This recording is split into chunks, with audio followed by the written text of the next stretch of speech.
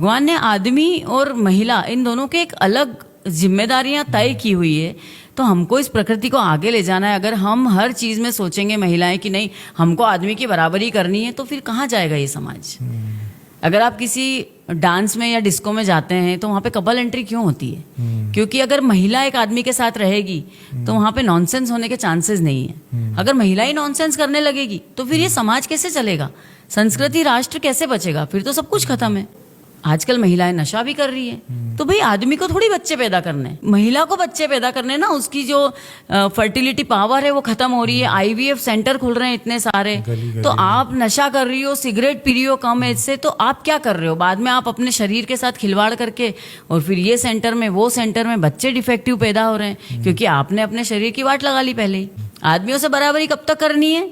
जब तक आदमी 1 लाख रुपए कमा रहा है और अपन 10,000 रुपए कमा रहे हैं, तो हम उस आदमी से शादी कर सकते हैं। अरे भाई लड़की अगर 1 लाख रुपए कमा रही है और लड़का 10,000, तो भी शादी करो, बराबरी करो ना। फिर फर्क क्यों पड़ना चाहिए? जहां आपका बेनिफिट है वहां आपको आदमियों से बराबरी करनी है, और जहां आपको लग रहा है नहीं नहीं ऐसा कैसे, आदमी को ज्यादा कमाना चाहिए, क्यों? अब जैसे एक कार्यक्रम में थे हम लोग, तो एक प्रोफेसर साहब कहीं से बड़े खड़े होके बोले मेरी बेटी भी 1 लाख रुपए कमाती है और मेरा दामाद भी 1 लाख रुपए महीने कमाता है, पर मेरी बेटी रोटी बनाती है, मेरा दामाद रोटी नहीं बनाता है। कल को आप बोलोगे कि दोनों एक जितना कमाते, मेरा दामाद प्रेग्नेंट होएगा, बेटी नहीं होएगी। अब परिवार के लिए अगर हम रोटी बना रहे हैं तो ये हम प्रेम से बना रहे हैं। हम कोई बराबरी या प्रतियोगिता नहीं चलती। परिवार क्यों होता है?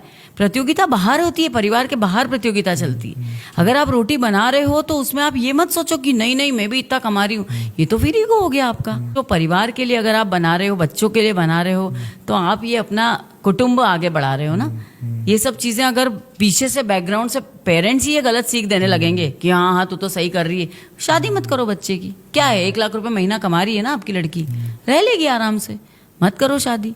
क्योंकि हम जब शादी करते तो आपस में एक दूसरे को कितनी बार कॉम्प्रोमाइज करना पड़ता है, समझना पड़ता है। पर अगर आप ऐसे अपने विद्रोही विचार रहेंगे, और अच्छा है पति भी खिलाते हैं बना के, हमारे पति भी खिलाते हैं, चाय बनाते हैं सुबह उठ के, रोज मेरे हस्बैंड मेरे लिए चाय बनाते हैं। तो ये सब चीजें प्रेम से होती है। ऐसा थोड़ी होता है कि नहीं मैंने ये करा है तो आपको भी ये करना ही पड़ेगा।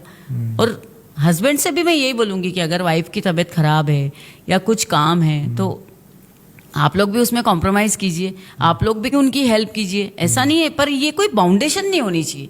किसी भी रिश्ते में अगर बाउंडेशन और कोई कंडीशन हो गई फिर नहीं चल सकता वो रिश्ता।